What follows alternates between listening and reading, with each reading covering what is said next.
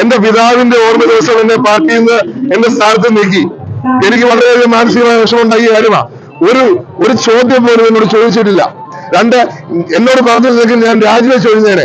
എന്നെ അപമാനിക്കുന്ന രീതിയിലാണ് എന്നെ പുറത്താക്കിയത്. പക്ഷെ അപ്പോഴും ഞാൻ പാർട്ടിയുടെ തീരുമാനം പറഞ്ഞത്. അപ്പൊ അതിന് കോൺഗ്രസ് നേതൃത്വത്തിനെതിരെ ആഞ്ഞടിച്ച ചാണ്ടിയുമ്മൻ തന്റെ പിതാവിന്റെ ചരമവാർഷിക ദിനത്തിൽ തന്റെ പാർട്ടി പദവിയിൽ നിന്ന് ഒഴിവാക്കിയത് അപമാനിക്കുന്ന രീതിയിലാണെന്ന് ചാണ്ടിയുമ്മൻ പറഞ്ഞു. അപ്പോഴും താൻ പാർട്ടി തീരുമാനം അംഗീകരിക്കുകയായിരുന്നു. ഇതിന് പിന്നിൽ പ്രവർത്തിച്ചവരെ പറ്റി തെരഞ്ഞെടുപ്പിന് ശേഷം പറയും. തന്നെ നീക്കിയത് വളരെയധികം മാനസിക വിഷമം ഉണ്ടാക്കി. ഒരു ചോദ്യം പോലും ചോദിക്കാതെയാണ് തന്നെ ഒഴിവാക്കിയത്. ഇക്കാര്യം പറഞ്ഞിരുന്നുവെങ്കിൽ താൻ രാജിവെച്ച് ഒഴിയുമായിരുന്നു എന്നും ചാണ്ടിയുമ്മൻ പറഞ്ഞു. സംസ്ഥാന യൂത്ത് കോൺഗ്രസ് പുനഃസംഘടനയിലുള്ള തന്റെ നീരസവും ചാണ്ടിയുമ്മൻ പ്രകടിപ്പിച്ചു. അബിൻ വർക്കി പാർട്ടിക്ക് വേണ്ടി വളരെയധികം കഷ്ടപ്പെട്ടിട്ടുള്ള നേതാവാണെന്ന് അദ്ദേഹം പറഞ്ഞു. അധ്യക്ഷ സ്ഥാനം നിഷേധിക്കപ്പെട്ടപ്പോൾ അതിൽ വേദന ഉണ്ടാവുക സ്വാഭാവികമാണ്. എന്നാൽ പാർട്ടിയുടെ തീരുമാനം അംഗീകരിക്കാൻ എല്ലാവരും ബാധ്യസ്ഥരാണെന്നും ചാണ്ടിയുമ്മൻ കോട്ടയത്ത് കൂട്ടിച്ചേർത്തു. അല്ല, തീർച്ചയായിട്ടും അബിൻ എന്ന യൂത്ത് കോൺഗ്രസിന്റെ സഹപ്രവർത്തകൻ വളരെയധികം പ്രവർത്തനം നടത്തിയിട്ടുള്ള, വളരെയധികം കഷ്ടപ്പെട്ടിട്ടുള്ള ഒരു നേതാവാണ്. സ്വാഭാവികമായിട്ടും പുള്ളിക്ക് ഒരു വേദന ഉണ്ടാകുക വളരെ സ്വാഭാവികമാണ്.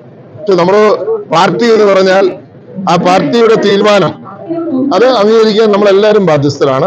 അത് നമുക്ക് ഇഷ്ടമാണെങ്കിലും ഇഷ്ടമല്ലെങ്കിൽ പോലും നമ്മൾ ആ തീരുമാനം അംഗീകരിക്കുന്നു. തീർച്ചയായിട്ടും അബിനെ കൂടുതൽ പരിഗണിക്കപ്പെടേണ്ട ഒരു വ്യക്തിയാണ് എന്നുള്ള കാര്യത്തിൽ സംശയമില്ല ആർക്കും. പക്ഷേ എബിൻ അർഹതയുള്ള വ്യക്തിയാണ്. അബിൻ പതിറ്റാണ്ടുകളായി വർക്ക് ചെയ്യുന്ന ഒരു നേതാവാണ്. എനിക്ക് അദ്ദേഹത്തെ എത്രയോ വർഷങ്ങളായിട്ട് അറിയാം. അദ്ദേഹം താഴെ തട്ടിൽ നിന്ന് പ്രവർത്തിച്ച് ഉയർന്നു വന്ന നേതാവാണ്.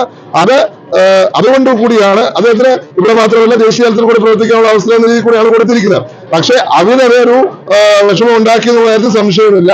കാരണം അവനാണ് ഇവിടെ വൈസ് പ്രസിഡന്റ് നിലയ്ക്ക് രാഹുലുമായി ഒരുമിച്ച് നിന്ന് വർക്ക് ചെയ്തുകൊണ്ടിരുന്ന ഒരാൾ.